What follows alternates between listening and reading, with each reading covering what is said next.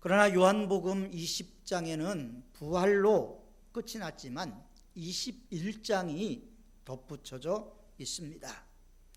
그러니까 예수님이 부활하신 이후의 사건을 조금 다루고 있는 것이 요한복음 21장의 말씀입니다. 그래서 요한복음은 예수님의 부활로 끝난 것이 아니라 부활 이후의 일부의 사건을 첨부함으로 실추되었던 베드로의 권위를 회복시켜 주시고 조직을 새롭게 만들어주는 내용으로 꾸며져 있습니다. 그러니까 부활 소식으로 모든 것이 끝나는 것이 아니고 부활 이후에 그리스도인의 삶, 그리고 이 세상에서 어떠한 모습으로 하나님의 뜻을 이루어 가야 하는가를 보여주고 있는 내용이 바로 21장의 말씀인 것입니다.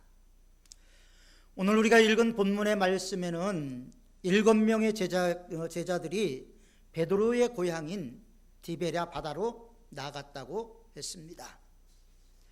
디베랴 바다는 다른 이름으로도 불려지죠. 디베랴 바다, 갈릴리 바다, 기네사렛 호수, 거네사렛 호수라고 부려집니다. 그런데 이 중에서도 본문에는 디베랴 바다라고 기록이 되어 있죠. 왜 디베랴 바다라고 기록되어 있는가 하는 것은 성서학자들의 얘기를 빌리면 갈릴리에, 바로 갈릴리 지방의 수도가 디베랴였기 때문이라는 겁니다. 이때 7명의 제자들이 있었는데 7명의 제자들 가운데서는 세베대의 아들들인 요한과 야고보, 그리고 두 제자는 빌립과 안드레, 그리고 베드로와 도마, 나다나엘이 함께 있었다라고 말씀하고 있습니다. 그것은 베드로의 고향이었죠. 베드로와 야고보의 형제가 고기를 잡으면서 생활을 했던 생활의 터전이었습니다. 여러분, 고향이라는 것은 참 따뜻함이 있지요. 수구초심이라는 말이 있는 것처럼 여우도 죽을 때는 자기 구레를 향해서 머리를 둔다라고 이야기를 하죠. 그만큼 고향은 따뜻하고 포근한 것이긴 하지만 실패자에게 고향이라는 것은 따뜻한 것만은 아닙니다. 실패자는 갈 곳이 고향이 아니죠. 성공한 사람들이 금이 한양에서 내려오는 것이 고향이라면 실패자는 밤에 몰래 왔다, 새벽에 몰래 떠나는 그런 곳이 고향이기도 합니다. 그래서 어떤 분들은 명절 때에 차가 없는 것 때문에 고향에서 체면이 서지 않을까 렌터카를 빌려서 고향길을 가는 분도 있습니다. 체면이 안 서기 때문이죠. 여기 제자들도 고향에 갈 때 당당하게 가지는 못했을 것입니다. 예수님을 따를 때 배와 그물을 버려두고 예수님을 따랐는데 3년 반 예수님을 따랐는데 예수님이 십자가에 돌아가시고 모든 것이 끝나버리고 말았습니다. 그러니까 이들의 고향행은 절망과 비통과 슬픔과 여러 가지 착잡한 심정이 결합되어 있는 고향길이었죠. 그런데 고향에 와서 보니까 너무 무료해서 물고기를 잡으러 간다고 베드로가 이야기하니까 다른 제자들이 따라 나섰습니다. 함께 가겠다는 것이죠. 당시에 갈릴리 지방에서는 낮에는 주로 어부들이 자고 밤에 그물을 내렸습니다. 그리고 새벽에 걷어서 돌아오는 것이죠. 그런데 밤새도록 그물을 내렸는데 물고기를 잡지 못했습니다. 한 마리도 못 잡았습니다. 사람이라는 것은요, 정신의 지배를 받습니다. 그래서 그 베드로에게 있었던 패배의식이 결국은 물고기를 못 잡는 것까지 연결되었다라고 이야기하는 심리학자도 있습니다. 사람이 패배의식에 사로잡히면 용기를 잃어버리죠. 꿈을 상실해버립니다. 희망도 의지도 없어지게 됐지요. 그 나머지 제자들은 고기를 잡으러 따라 나선 사람들이었지만 한 마리의 고기도 잡지 못했을 때의 그들의 헛달감, 그 헛달감이라는 것은 상상할 수 없는 것일 겁니다. 그런데 문제는요, 지금 베드로와 제자들이 어디에 가 있습니까? 고향에 가 있지요. 지금 이들이 가야 될 때는 고향이 아닙니다.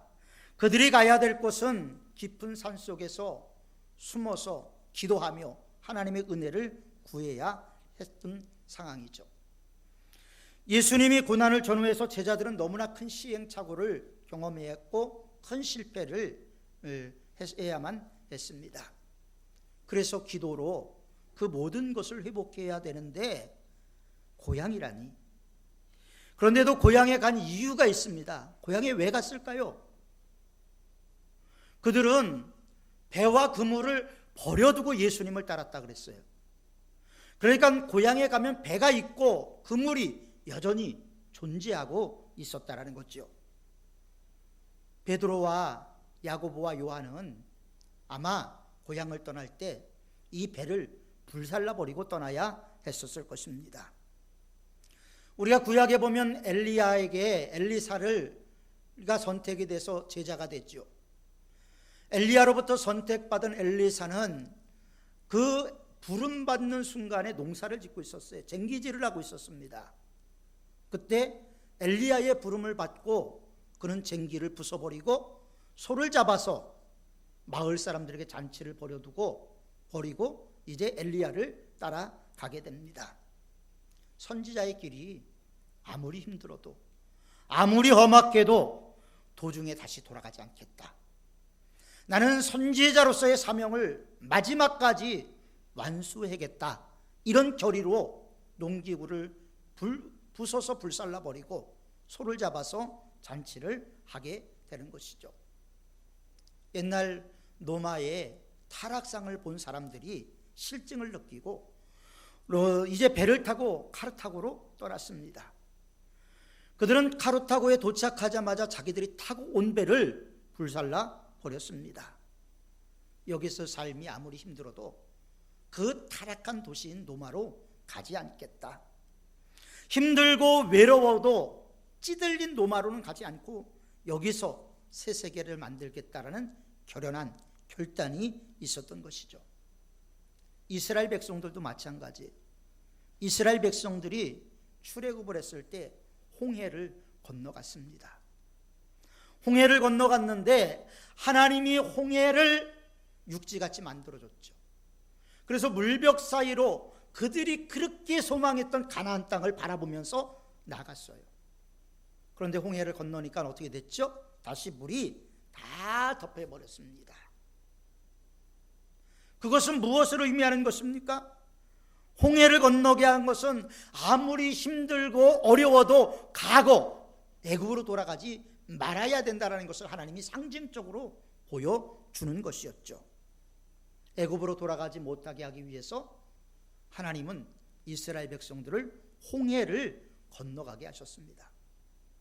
신앙생활은 때로는 이런 결단이 필요하기도 합니다. 여기 제자들은 예수님을 따라 나설 때 배와 그물을 그냥 두고 떠났습니다. 유사시엔 돌아와서 다시 고기를 잡는 어부가 될 것이라는 생각을 했을지도 모릅니다. 그런데 밤새도록 그물을 내렸지만 물고기를 한 마리도 잡지 못한 실패를 또 경험하게 됐죠. 그때 누군가가 이야기했습니다. 너희에게 고기가 있느냐? 없습니다. 그럼 배 오른편에 그물을 던져봐라. 그러면 고기가 있을 것이다. 이 이야기를 듣고 베드로가 또 실천을 해요. 베드로의 직업이 뭡니까? 어부잖아요.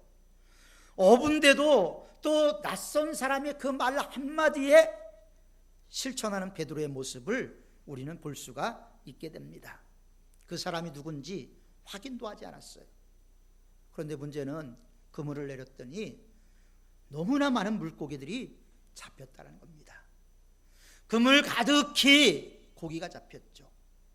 내 힘과 내 노력으로 밤을 새워 물고기를 잡으려고 했지만 한 마리도 잡지 못했던 예수님의 제자들. 그러나 예수님의 말씀에 순종했을 때 그들이 많은 고기를 잡을 수가 있었던 것이죠. 그들은 탄성을 질렀을 것입니다. 그런데 참 베드로를 보면 둔감해요. 베드로는 3년 전에 똑같은 장소에서 똑같은 사건을 경험했습니다. 이미 3년 전에 누가복음에 보면 예수님의 부르심을 받을 때 바로 밤새도록 물고기를 잡았지만 한 마리도 잡지 못했을 때 예수님의 말씀에 의지해서 그물을 내려서 많은 고기를 잡았던 경험이 있었지요. 예수님이 오셔서 똑같은 상황의 말씀을 하셨음에도 불구하고 둔감한 거죠. 때로는 신앙생활의 둔감함이 하나님 앞에 나가는데 걸림돌이 되기도 합니다. 분명히 하나님의 은혜를 베드로는 경험했죠. 2번이나 경험했습니다. 그런데도 깨닫지 못하는 어리석음을 우리는 베드로를 통해서 볼 수가 있게 됐죠. 혹시 물고기를 많이 잡았을 때 혹시 이 사람이 주님이 아닌가 한 번 정도 생각해 봐야 될 텐데 아무 생각이 없습니다. 나머지 제자들도 마찬가지죠. 문제는 뭐냐면 패배의식이에요. 패배의식. 실패가 얼마나 큰 충격을 보여주고 있는가 하는 것을 보여주는 것이죠. 삶을 살다 보면 실패할 때가 있습니다. 패배할 때가 있어요. 그러나 실패와 패배가 마음을 지배하기 시작하면 그 지배된 마음은 모든 것을 막아버립니다. 하나님의 은혜도 막아버리고 신앙생활도 막아버리고 모든 것을 막아버리게 되죠. 능동적으로 대처할 힘을 잃어버리고 맙니다. 실패하고 패배의 모든 상황을 훌훌 털고 일어서야 되는데 그렇지 못한 경우가 있다라는 겁니다. 이 패배의 길이 길어지면요 사람들이 폐인이 됩니다. 회복이 안 되면 우둔해지고 중병에 걸리기 쉽습니다. 우리가 살아가면서 실패 안 할 수 있습니까? 성공만 할 수 있습니까? 아니잖아요.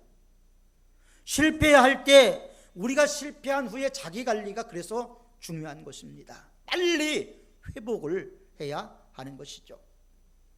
베드로와 기타 제자들이 지금 상태가 어떤 상태입니까? 회복이 안 되고 있는 상태예요. 몇 년 전과 똑같은 상황이 벌어졌는데도 우둔한 그들은 깨닫지 못했습니다. 그때 주님의 사랑하는 제자 요한이죠. 이 주님의 사랑하는 제자였던 요한이 주님이다 라는 이야기를 합니다. 예수님을 발견한 거예요. 그때서야. 그러자 베드로는 주님이라는 말을 듣고 너무나 반가워서 바다로 뛰어들었다라고 이야기를 합니다. 바다로 왜 뛰어들었는지, 깜짝 놀라서 실수로 바다로 뛰어들었는지, 아니면 예수님이 계신 곳까지 헤엄쳐서 가려고 했는지는 모르겠지만 물속으로 뛰어들었다라고 이야기를 합니다. 이런 점에서 보면 베드로는 참 미워할 수 없는 것 같아요. 베드로는 실수를 많이 하죠. 베드로는 실패를 많이 했습니다. 예수님 3번이나 부인했어요. 다혈질적인 성격이에요. 어떤 분은 베드로의 성격을 갈릴리 바다와 비교하기도 했어요. 내 발을 절대 씻기지 못합니다라고 얘기했다가 온몸을 씻어달라고 이야기하기도 하고요. 성급하고 다급한 그의 성격에 대해서 갈릴리 바다와 같다라고 이야기를 했습니다. 예수님은 아마 악이 없는 베드로의 마음을 알았을 것입니다. 베드로의 열정도 알았을 것입니다. 그리스도의 제자에겐 열정이 필요하죠. 뜨거움이 있어야 됩니다. 뜨거움이라는 것은 내 스스로 만드는 게 아니고 성령 강림을 통해서 임하는 것이죠. 예수님의 제자들이 예수님의 부활 사건을 봤다고 모든 것이 끝나는 게 아니에요. 부활 이후가 더 중요하다는 것을 성경은 우리에게 여실히 보여주고 있습니다. 예수님은 부활하시고 40일 동안 제자들과 함께 계셨어요. 그들에게 말씀하십니다. 예루살렘을 떠나지 말고 아버지가 너에게 약속한 것을 기다리라. 성령 받으라는 거지요.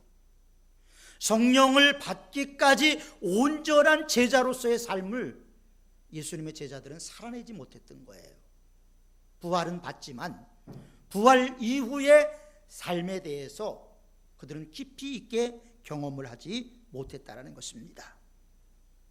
베드로는 참 순진한 것 같습니다. 때때로 우리는 신앙생활하면서 자로 잽니다. 따집니다. 계산합니다. 여러 번 두드려 봅니다. 그러나 신앙생활은 그런 게 아니죠. 신앙생활의 기준은 내가 아니고 하나님이라는 거예요. 우리는 신앙생활의 기준이 늘 나에게 있는 경우가 많이 있는데, 신앙생활의 기준은 누구에게 있냐면 하나님께 있다라는 거예요. 이게 바뀌어야 되는 거예요. 우리가 성령 충만을 받는 단계까지 나가려고 우리가 결단했다면 주님께 맡겨야 된다라는 본질적인 모습으로 우리가 돌아가야 된다는 거예요. 저는 개인적으로 성령 충만하면 코로나19가 문제겠습니까? 코로나19가 한 길로 왔다 7길로 쫓겨가리라고 믿습니다. 그래서 성령 충만함이 필요한 것이죠. 계산하는 하나님, 계산은 하나님이 하는 거지 우리가 하는 게 아니에요. 우리는 믿고 따라가는 것을 하는 것이고 계산은 하나님이 하는 거예요. 문제는 우리가 가지고 있고 그 문제에 대한 해답은 하나님께 있는 것이죠. 영국의 가디언지가 젊은이들에게는 용기와 모험과 열정이 있어야 된다라고 썼던 적이 있습니다. 젊은이들에게는 의지가 필요하고 용기가 필요하고 결단력, 모험심, 개성이 있어야 된다는 것이죠. 그런데 이게 신앙인에게도 있어야 된다는 겁니다. 베드로는 실수를 많이 하지만 열정과 뜨거움이 있었습니다. 실수를 많이 했지만 그럼에도 불구하고 예수님을 사랑했던 사람이었습니다. 그러니까 주님이시다 이 말 한마디에 바다에 뛰어내릴 수 있었던 것이죠. 이런 기적, 이런 열정이 있어야지 기적도 경험할 수가 있는 것입니다. 지금 제자들은 오래간만에 평화를 누리고 있어요. 9절에 보면 고기를 잡아 육지에 올라와 보니 숯불이 피어져 있었고 생선도 떡도 이미 예수님께서 준비해 놓으셨다라고 말씀하십니다. 그런데 숯불이 피어져 있어요. 예수님께서, 부활하신 예수님께서 고기야 이거라 한마디만 해도 익었을 겁니다. 그런데 예수님은 숯불을 피는 수고를 하셨어요. 왜 숯불을 피셨을까요? 예수는 13절에 보면 제자들에게 숯불에 고기를 굽고 떡을 구워서 제자들에게 떼어 주었다라고 말하고 있습니다. 상상해 보십시오. 그 자리가 바로 하나님의 나라가 이루어진 자리 아니겠습니까? 그 자리가 천국이 아니겠습니까? 우리가 가장 행복한 시간이 언제일까요? 여기저기 흩어져 있던 가족들이 함께 모여서 즐겁게 식사할 때가 가장 행복하잖아요. 제자들은 얼마 전까지만 해도 아주 끔찍한 사건들을 경험했습니다. 예수님의 고난, 십자가의 사건, 참혹한 광경을 목격을 했지요. 그래서 예수님을 배반하고 도망하였고 두려움 가운데서 떨었는데 오늘 부활하신 주님께서 나타나셔서 비록 7명의 제자였지만 7명의 제자들과 함께 식사를 하고 있습니다. 그것도 그물 가득히 고기를 잡은 상태였습니다. 만선의 기쁨이 있었던 상태에서의 아침 식사, 얼마나 행복했겠습니까? 제자들은 지난 3년 동안 아마 이런 때가 없었을 것입니다. 그저 더도 말고 덜도 말고 오늘 아침만 같았으면 좋겠다라는 생각을 했을지도 모르지요. 우리 역시도 마찬가지예요. 우리가 주님을 진정으로 따르기 위해서는 우리 마음속에 탐욕과 욕심을 내려놓을 수가 있어야 됩니다. 욕망은 끊임없이 하나님의 말씀과 충돌을 하게 되죠. 우리가 열심히 성실하게 살아야 되는 것은 중요한 일이긴 합니다만 욕망에 사로잡히기 시작하면 그때부터 욕망의 노예가 되어버리고 말지요. 더 큰 것을 찾으려고 하다 보면 주님을 떠나는 분들도 있습니다. 그날 아침 제자들은 일생에서 가장 화려하고 행복한 시간을 보내고 식사를 했을 것입니다. 그런데 문제가 하나 있죠. 우리 그리스도인들에게서는 먹는 것으로 모든 게 끝나는 게 아니에요. 자, 성도의 공동체에서 함께 식사하는 건 중요하죠. 예수님도 식사를 함께 했어요. 기도는 혼자 산에 올라가서 하셨습니다. 식사는 함께 하셨어요. 그런데 먹은 후에 무엇을 할 것인가? 그래서 주님은 조반을 먹은 후에, 아침을 먹은 후에 베드로에게 묻습니다. 15절을 보면 시몬 베드로에게 요한의 아들 시몬아, 내가 나를 사랑하느냐? 요한의 아들 시몬아, 내가 나를 이 사람들보다 더 사랑하느냐? 오늘 주님도 우리에게 묻습니다. 아무개야, 내가 나를 사랑하느냐? 무엇보다도, 이 세상의 그 어떤 것보다도 나를 사랑하느냐 물으십니다. 다른 제자들 상관할 필요가 없지요. 거기에는 다른 제자들도 있지만 상관하지 않고 베드로에게 물었습니다. 그리고 거기에는 모닥불이 피어져 있어요. 모닥불은 무엇을 얘기를 할까요? 모닥불 앞에서 베드로는 3번 예수님을 부인했습니다. 모닥불 앞에서 베드로는 그 생각을 하면서 아마 마음속으로 참 힘들고 어려운, 그래서 부끄럽고 얼굴이 뜨거운 상황이었는지도 모릅니다.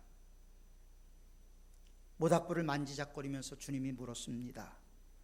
요한의 아들 시몬아, 내가 나를 사랑하느냐? 그러나 베드로는 그 말씀에 한 번도 아니고 3번이나 물으니 얼마나 미칠 지경이었겠습니까?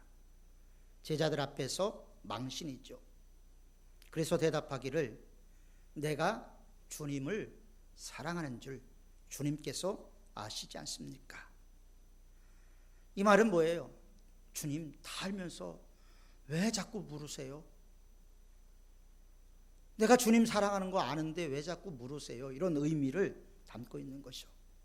그때 예수님께서 베드로에게 하신 말씀이 내 양을 먹이라. 그 말은 지나간 시간 이제 잊어버려라. 그리고 새롭게 출발해라. 새로운 시작이다 라고 말씀하시면서 내가 다시 한번 너를 믿어줄게. 이런 의미로 예수님은 베드로의 떨어진 권위를 지금 세워주고 계시다라는 것입니다. 이런 과정을 거쳐서 베드로가 되는 것이죠. 베드로가 나가서 생명을 내놓고 두려움 없이 성령에 사로잡혀서 종횡무진 전도했습니다. 그 결과 3,000명, 5,000명이 회개를 하는 역사가 일어나기도 했습니다. 여기에서 우리에게 주는 메시지가 하나 있죠. 실패가 때로는 유익이 될 수도 있다라는 것입니다. 베드로의 경우는 이 실패의 경험이 얼마나 큰 성숙으로 나가는 시간이 되었는가 하는 것을 알게 되죠. 베드로가 더 이상 후퇴할 곳도 없을 상황에서 예수님은 베드로를 만나시고 베드로를 회복시켜 주십니다. 그만큼 베드로에게서 실패라는 것은 자기 삶을 되돌아보고 반추해 보면서 하나님의 은혜를 되새김질하는 시간이 되었던 것이죠. 예수님의 십자가 사건에서 제자들은 일생일대의 큰 실패를 경험했습니다. 그러나 그들은 그 상태로 머물러 있지 않았어요. 성령 충만함을 통해서 그들은 예수님의 진정으로 성숙한 제자들로 거듭나게 되었다는 것입니다. 또 하나는 주님께서 베드로에게 물었듯이 우리에게도 묻습니다. 내가 진정 나를 사랑하느냐? 진정 나를 믿느냐? 내 믿음이 어디 있느냐? 그때 여러분들, 내가 주님을 사랑하는 줄 주께서 아시나이다. 대답할 수 있어야 할 것입니다. 오늘 우리에게 이렇게 물으신다라는 것을 우리는 분명히 알아야 됩니다. 주님이 우리에게 말씀하시는 그 말씀은 성령이 교회들에게 하시는 말씀을 들을 수 있는 귀가 있는 사람들에게만 들려지는 것입니다. 배부른 후에 여전히 우리의 탐욕과 사리사욕에 머물러 있다면 그것은 참된 제자의 삶이 아닙니다. 배부른 후에 우리는 주님의 제자로, 부활의 증인으로 살아가야 하는 것입니다. 실패하고 후퇴하는 무력한 삶이 아니라 복음의 증인되는 삶을 살아야 하는 것입니다. 그럴 때 우리의 실패가 승리로, 후퇴가 전진으로, 옹졸함이 모험의 길로 변화되는 역사가 있게 될 줄 믿습니다. 이 부활절 아침 하나님의 이 큰 은혜가 저와 여러분들께 임해서 우리가 다시 한번 일어서고 회복되는 역사가 있기를 주님의 이름으로 축원합니다. 기도하겠습니다. 걸어가고 자비로우신 아버지 하나님,